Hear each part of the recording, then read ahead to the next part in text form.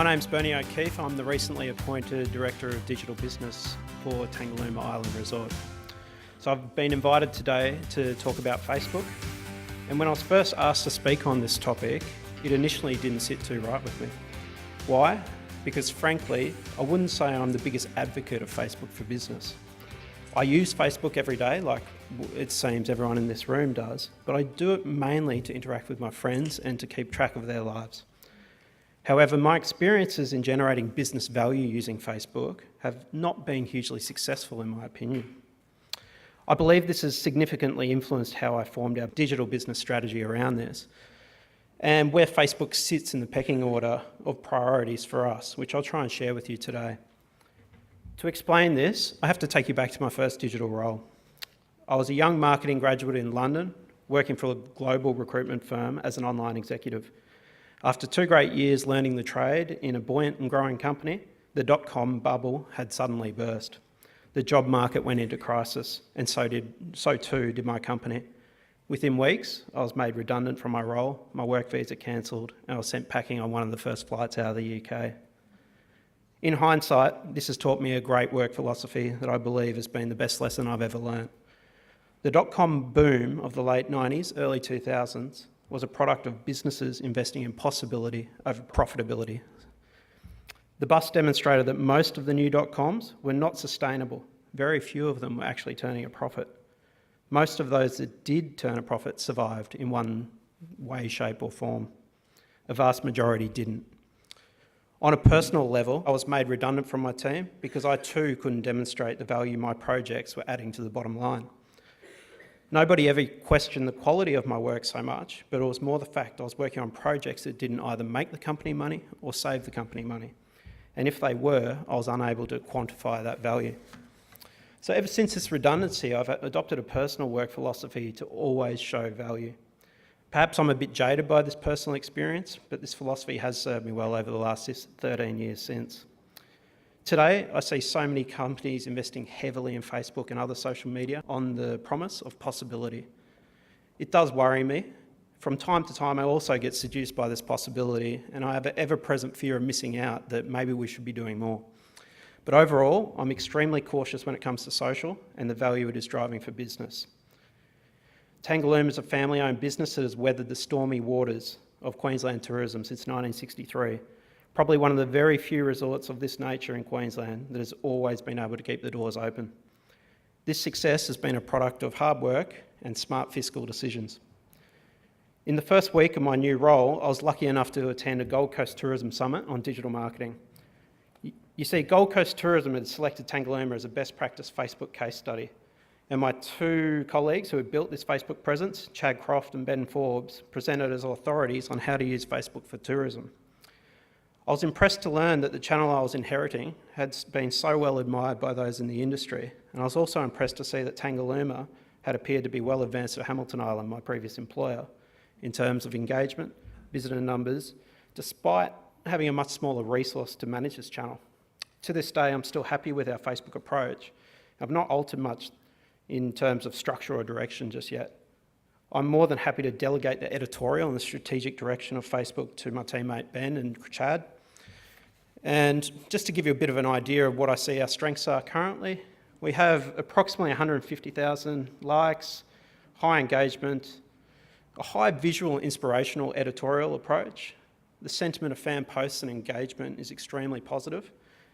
We have a large diversity of followers in different audiences, and this includes strong followings in key Asian markets. And we have a strong team who just get Facebook and are focused on delivering a quality fan experience.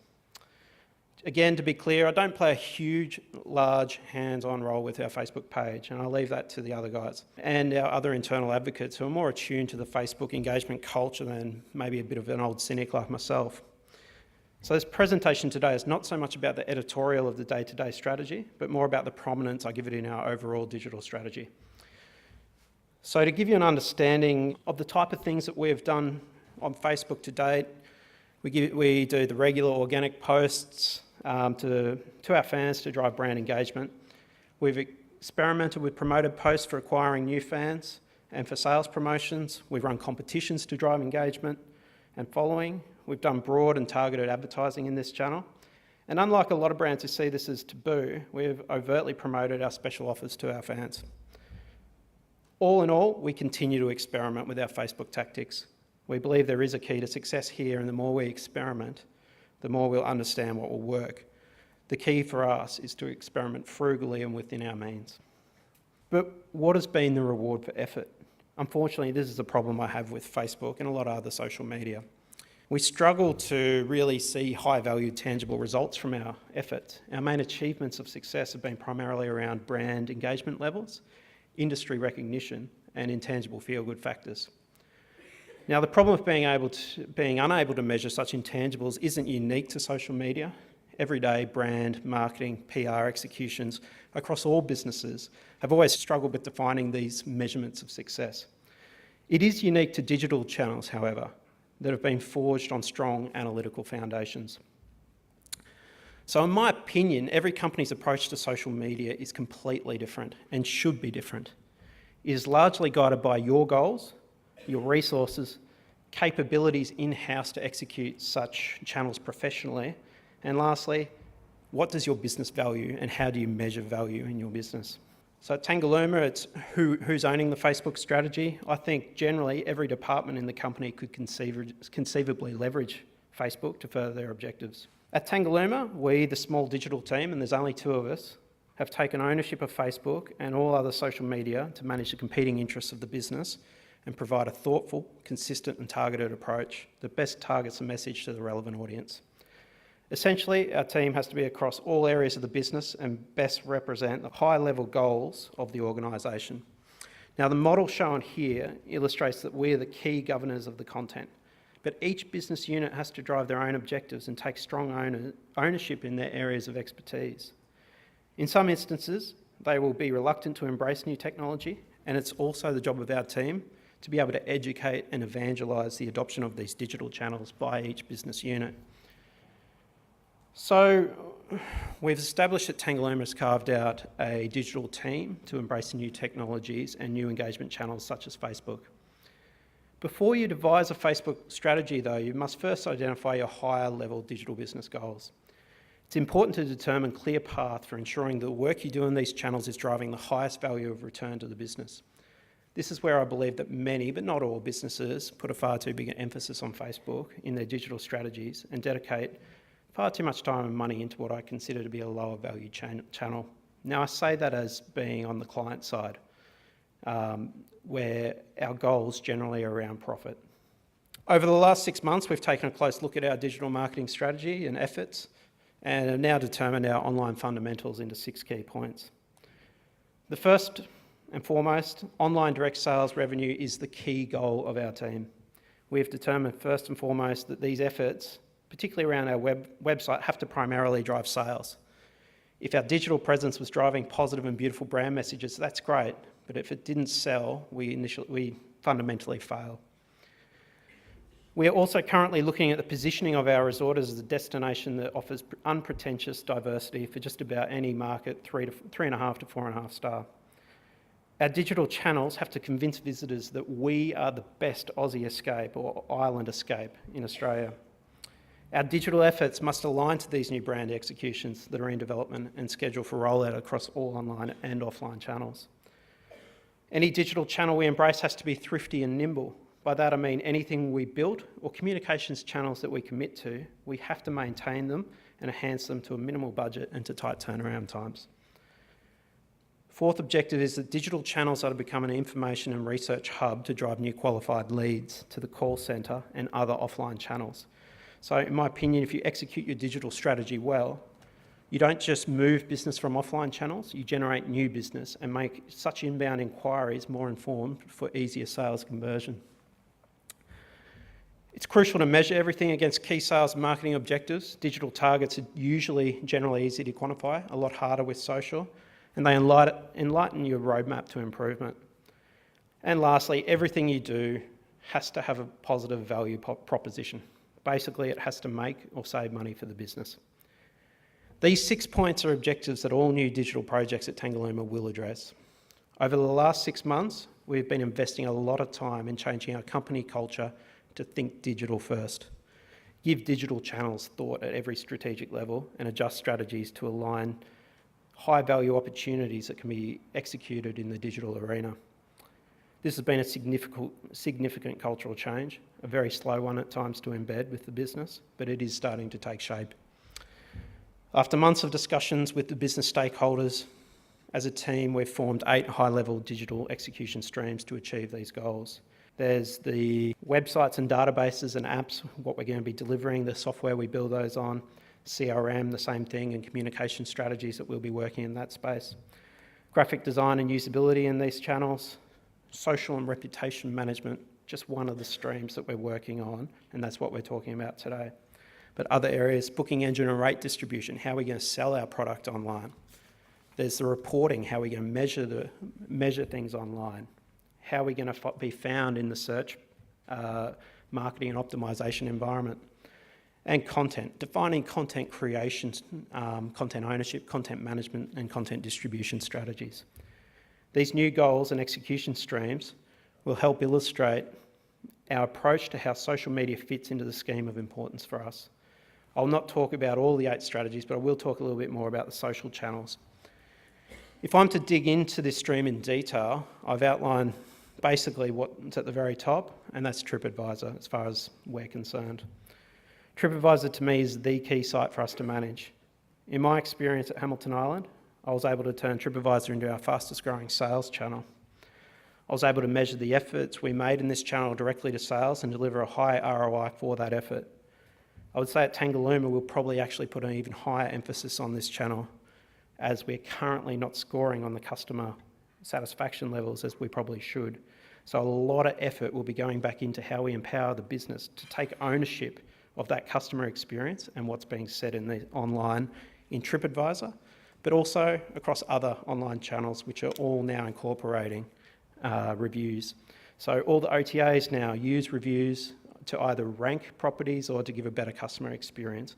If the reality of our resort isn't living up to what we promised, then it's going to come out here and it's going to hurt online sales. On the second level of importance, we have Facebook, Google+, Weibo and Instagram. We've identified all of these social channels as having the potential to grow value for the business and build our brand. And lastly, we have the social media that are all on our radar, but not necessarily channels that we are overly proactive with. We prioritise these channels based on our own determination of how valuable these sites are to our business right now, at the present moment. It's important to note that as we build our capabilities, we'll be constantly re-evaluating our priorities. So how much time do we allocate to the management of these sites? I'd say at a rough estimate, we'd be probably throwing 70% of our social efforts into TripAdvisor and the review sites, 25% on the Facebook stream, the secondary stuff, and less than 5% on the tertiary stuff. So if I take you back to what those 8 digital streams are, you can sort of see here, I've now listed sort of levels of effort I anticipate that we'll attribute to each stream. You can see that I'm only going to, at this stage, only going to attribute between 5 and 10% of our digital effort into social and reputational management. So if you were to do the sums, our current digital strategy at the moment only allows for between 1 to 3% of resources for Facebook. Now that's not a lot of time in the grand scheme of things, as you'd probably imagine. So is Tangalooma anti-Facebook? So the answer is no. We've just placed a higher emphasis on other digital initiatives that we have deemed as having a higher value proposition. Why do we see it so low in value? Well, the ROI on our Facebook activities to date are either low or extremely difficult to measure. The other thing to note here is that at Tangalooma, we're at a very early stage of our digital life cycle. So there's a lot of things that are being prioritised that need to get right, that have much higher quick wins for us. There's also very few tangible success stories out there, in my opinion. They do exist, but they're few and far between. Almost every business has a tangible example of how they've improved a search marketing, search optimisation, maybe a shopping cart abandonment sort of rate. Projects they've done in that space have generally return high tangible values back to the business. There's a lot of Facebook projects that I've worked on myself that have not had that same level of value. I also noted that the CEO from Priceline Group just recently, Darren Houston, told Bloomberg that for Facebook and Twitter, we have an endless amount of money, but we haven't found anything there. I found this to be an extremely brave call from a digital industry leader, and it's the sort of comment that makes me feel relieved in our own efforts. If these online tourism behemoths cannot quite get the hang of returning value on Twitter and Facebook, then I feel more confident in our decision making. But we are optimistic about the future role of social media, including but not exclusively Facebook. At a high level, we're going to continue to prioritise and grow the amount of time we put into Facebook and social. But first and foremost, we must always prioritise the value. So every project must have a value proposition. We're currently doing a good job in Facebook and building positive sentiment around our brand, but sadly there are some channels where this sentiment is a little more negative.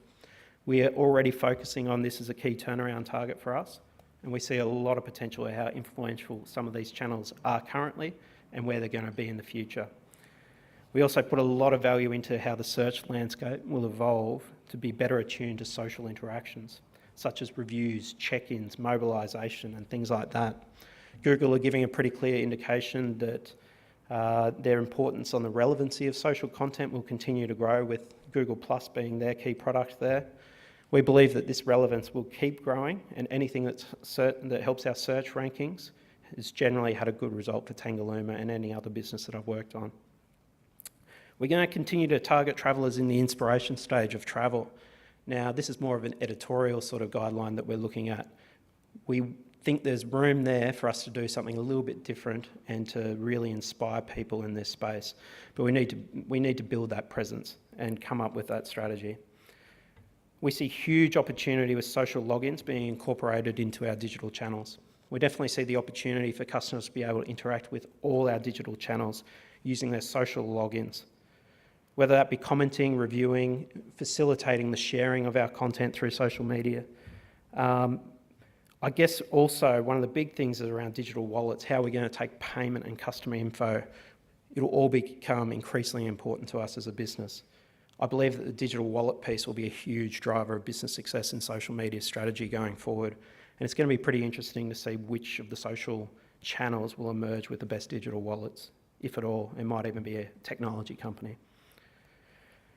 Importantly, we will be able to generate great value for our brand through social by repurposing user-generated content, and this is one of our key areas that we will be focusing on. Bringing that content into our own site and apps. You only have to go onto Instagram and see the amazing photography that our guests are taking every day and see that this sort of content would add great value to the digital sales process and be a big sort of burden relief for the content management piece as well. So by doing that, more moderation and less instigation, and by this I mean that we believe that a positive message about Tangalooma is more powerful when it's generated by one of our guests instead of by our marketing team. We'll definitely be encouraging our guests to tell positive stories of Tangalooma, which we'll then share with they share with the world, and then we will share those stories with our own fans. But the real power of those posts are the fact that they're sharing it with their trusted friends, exposing our brand to new audiences. This is more powerful than us sharing it with those that are already advocates. So we want the guests to tell all their friends and build their own conversations away from the brand. And that's the areas in which we will focus, and we will be able to build value in the social channels. So some high-level thoughts as to where we see the value emerging in social channels, but we've clearly got a lot of detail to get right to take advantage of those opportunities. And there's a few things that we have to get right before we get stuck into those. So the big question is, are we making the right call by having Facebook at such a low priority in our current digital strategy? I believe it's working so far. Since starting 6 months ago, we've made considerable inroads in regard to how much value the website is bringing to the company. We've not placed a heavy emphasis on social at this stage, and by doing so, we've found the time to work on other projects that have allowed us to generate a number of significant quick wins. Over the last 6 months, accommodation revenue that was generated through our website has grown dramatically. In December, our website only represented 31% of all direct sales, with 69% coming through the call centre. By May, this was flipped on its head, and we finished the month with 61% of all direct revenue. When you look at this in terms of how much the website is generating in total revenue for the company, This has almost doubled from 17% in December to a high of 36% of total business revenue in April. Now, the best part about this growth is that despite the share of business that the call centre is losing or dropping, they're actually making more money than what they were last year. They've actually grown in dollar terms, so they're actually growing. It's just their share of business that has dropped. So this tells us that the website is converting new business and not just cannibalising the business from the reservations channel. It does show that we're growing at a much faster rate though. So I'm extremely happy with these results to date, and I think we are just at the start of our long-term growth plans. Social will play a huge role in that, but at the end of the day, the graphs like the ones I'm showing here are far more appealing to management than any graph I can show around Facebook engagement rates. Social will play a role going forward. We'll strive for every 1% of growth in the future, and social will be part of that. But at the moment, there's bigger fish to fry for us. So to give you some of my final thoughts on Facebook, I believe that Facebook's strategy is guided by your business goals, your resources and capabilities, and what your business values the most. It's going to be different for everyone.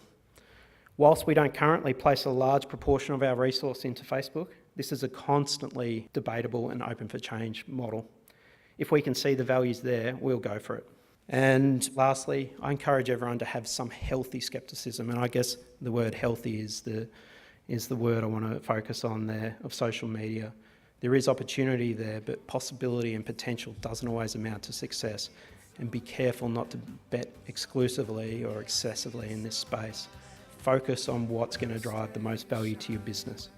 And in a lot of cases, you can do that as long as you have a goal with how you're going to position social to build that value. Lastly, this is what works for us currently. I'm sure there'll be delegates in the audience today that have a completely different view of what I'm saying here and have different goals to us and completely different business models to us. It's definitely not a one-size-fits-all model. It's different for everyone. So thank you. Queensland shines on me, where it shines. Queensland shines on me, where Australia shines.